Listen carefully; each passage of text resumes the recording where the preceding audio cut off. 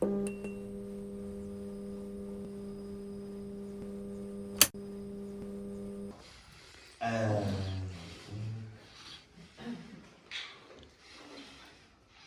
go.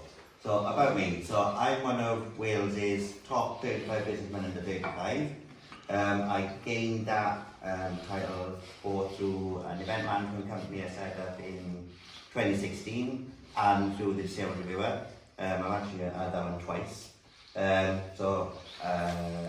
a gay man and I love my cars, especially cars, and I've got 3 dogs. I've been managed husband for 10 years and I suffer with a medical condition called brittle bones. I don't know if anybody ever heard of it. So my proudest moment is being named one of Wales's top businessmen because I worked hard to get it. So I began my career by completing my business management degree in 2008 it was. I completed that. No, it wasn't actually 2009. It was 2011, being my husband. And then I came straight out of university and I went into another operation, which meant that I couldn't go in straight into work like I'd planned to do. And I was actually really sick for about 12 months. And once I started to get better, I then found myself being bored out of my brain because for the last 3-4 years, if not before that, I was constantly studying and I needed to do something. But I wasn't in a position where I wanted to go straight into paid work. So I was living in a local area which didn't really have anything there at all, to be honest. There was a lot of young families there. So I set up a tenants and residents association and raised loads of funds through charity nights and funding through the Lottery Community Fund. And we got a park built and we also had a sort of I call it the community hub. We had a community hub built which then ran things like job clubs for people who were unemployed and all other activities, like one of them was a choir, which I was a part of, which I didn't last long. So I done that for a while and then I decided, right, okay, the community group was running itself and I needed something else to do. I'm one of them people that once I've done my bit, is then when I had time to move on to something else. And I suppose I was always trying to find that something to that I wouldn't have to keep moving on. So I set up an event management company, like I said, and that was great.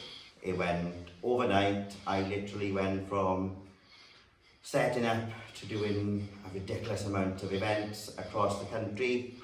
And then because of my disability, I was finding that I was really struggling with it. So I thought, okay, this is too much. Because there was days or weeks where I wouldn't be at home. I wouldn't give myself a chance to rest. So between the brittle bones and the arthritis, that's a massive thing to not stop. So I'll be honest with you, it was about 2 o'clock in the morning one night. I went to bed and I had a light bulb moment. No word of a lie. I got up from bed and I was awake for 24 hours.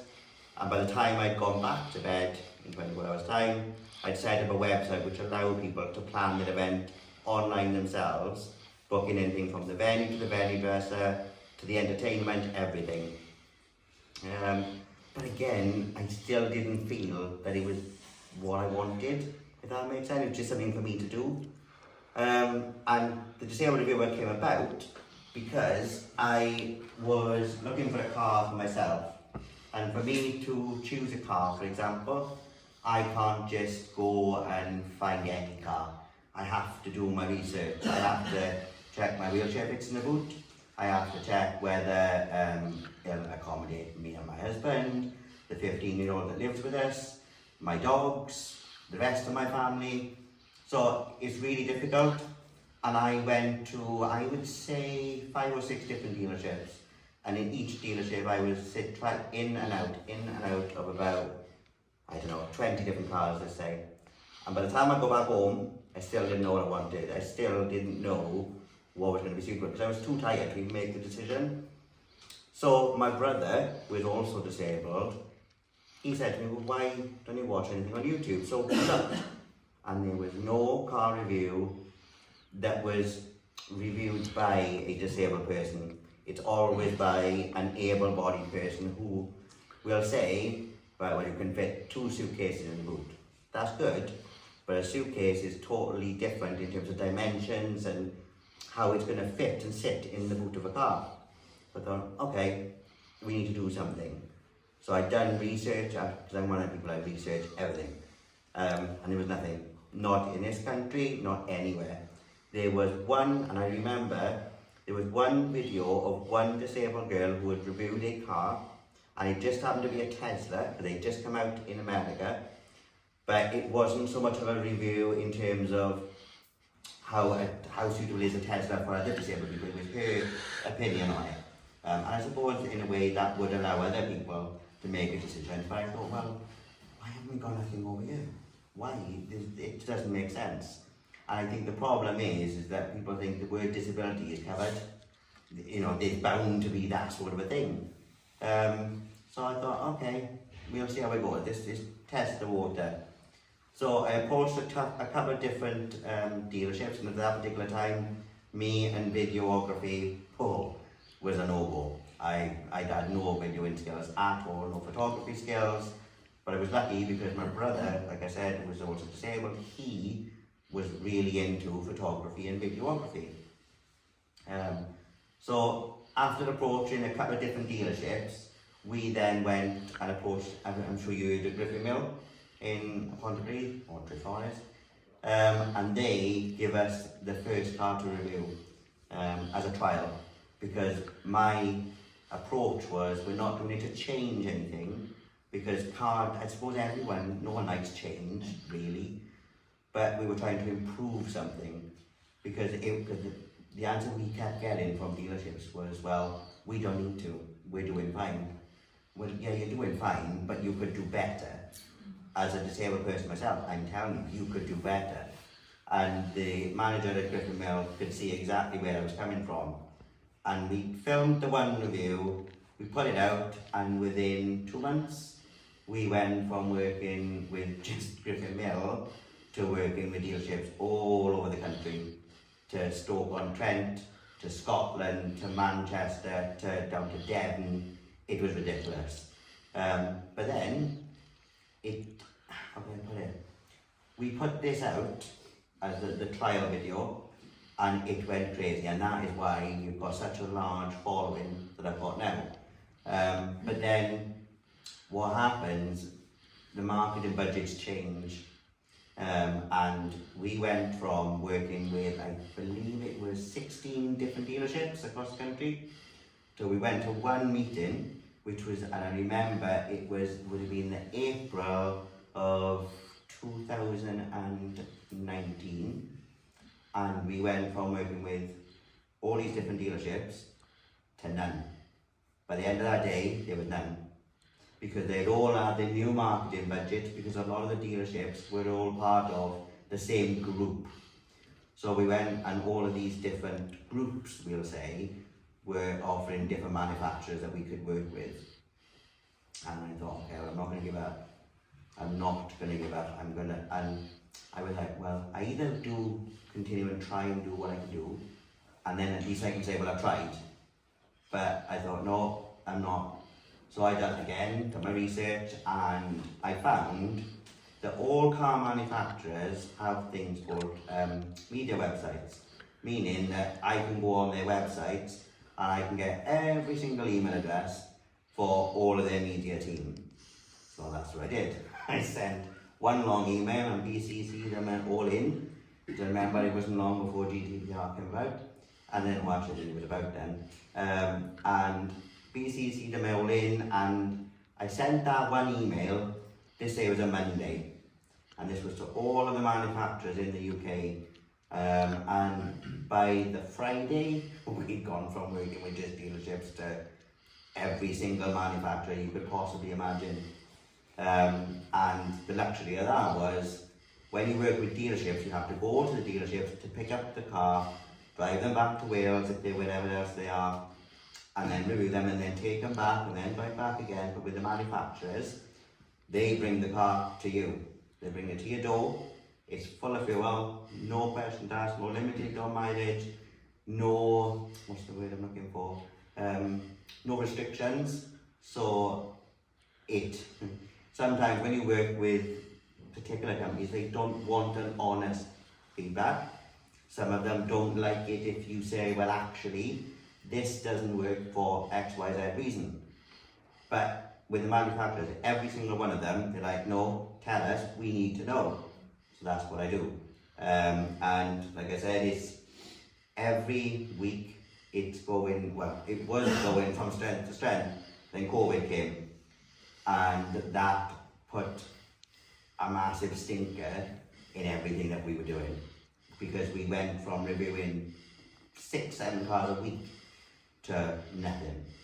And I was like, okay, we've got a bit of money in the pot that can last us for a little bit, but what are we going to do? And it was just ridiculous. When it did pick back up just after the lockdown, manufacturers were asking for any people that review their cars to pay for them to be thoroughly cleaned once when their cars arrive and once before the cars go back, which was working out around about £400-500 per car that we were having to pay for. And I was like, this is ridiculous, we can't keep doing that. So I stopped. I'll be honest, we completely stopped, and I thought, I've got to get a job. I've got to get a job, I've got to go and work for someone. So I worked, I'll be honest, I had 3 different jobs in a year, because I didn't like being told what to do. I'm not going to lie, I was straight up as it is, hated it. And I thought no, and then I'll be honest, I picked up the reviews earlier this year, because I was approached by Mercedes, who asked me, did I want a review? Because as far as they were concerned, I was still doing it. And I was like, well, actually, I haven't done one for about a year and a half, but if you've got a car for me, then yeah, I'll do it. And I done it, and I had the same buzz that I had doing that one car that I'd had before COVID. I thought, okay, I know what I want to do. So I went to work the next day, and my notice in, and I was like, keep my holiday pay, keep what you like, but I'm not working. I'm not. There was enough. I didn't leave anyone in the lurch, because we were actually overstaffed, I'll be honest. So I done them a favour. But yeah, so then I now picked it back up, and it's gone even busier now than what it was before COVID. So I now, oh God, how many did I do last week? No, 2 weeks ago, I keep getting confused. So I've just come away from holidays, just come back. So the week before I went, I done 12 cars in a week. And the back of my house is a car park. It's not mine, I promise. There's actually a school at the end of the road, and I park all my cars in there. There has been some questions asked by my neighbours who don't know what I'm doing, not gonna lie. In fact, I live in the housing association property, and I've had my housing officer knock on my door and say, "Sir, we've had a complaint. Where are these cars coming from?" She said, "Because they're not cheap." I was like, "No, I know that, but this is what I got." And I actually had to show her a video and an email to prove what I was doing. And I suppose it's an easy assumption to make. And the neighbour who it was actually approached me and said, "If you up to anything untoward, can you just keep it down and keep it low a little bit?" And I was like, "Well, actually, this is what I do. I'm not a drug dealer, I promise." But some people, but as I said, now it's fine. But literally, this has gone, it's crazy. And like I said, people appreciate it, because what these videos do is, for me, if it was me watching them, it would save me having to go around all these different dealerships. And I know every single week, every day, I've had one when I was here in reception, someone's asked me my advice, or if I reviewed one, or if I've got a review come in on a particular car, because it allows them to sit at home and watch a video and then let them decide. And even if the car, they may need to be able to narrow down their search from 5 to 2, where those 2 cars might be in the same garage. You know, I'm not going to say they're going to find their perfect car by watching my video, because they still have to go and try it. But it gives them a better idea than watching someone put a suitcase in a boot.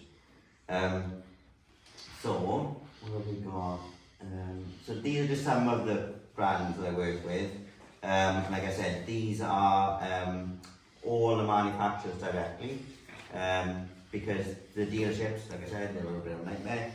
But in all fairness, the ones that did support me were great. But these, every single one on these screens, I know some of the other ones I couldn't fit on there, they all, every time they give me a car, and I'm like, can I be honest? And they're like, yeah, be honest. And because obviously I would have filmed the review, so before the car goes back, the day before, I will get a phone call or an email, what's your opinion on it? And I'll be like, okay. And only once it didn't go down very well, but it is what it is. I would rather tell it as it is than kind of not, because my reputation's on the line. And I was offered to be paid a lot of money for one car to give a unreal review, if I'm honest. But I didn't take it, I promise. And yeah, it's something I pride myself in, is everything that I do is honest, and if they don't like it, it is what it is, and you know what you were doing when you signed on the dotted line. So yeah, these are just some of the ones that I work with, and then these are some of the thumbnails that I do when I put them on social media. So these are the first few images, or first images that people will see before they click on. And the reason that you'll see me in it is because people will think, well, is this someone who is actually disabled? So, well, yeah, it is. And because they won't see that it's someone reviewing it that is disabled until they actually click on it. So I thought, well, I'll get them to click on it, and it works. And they love them. And I'll be honest, my favourite car is there, but I'm not going to tell you which one that is. Only because I'm not allowed to. I'm not allowed to have a favourite. I have. I'm not allowed to tell you which one.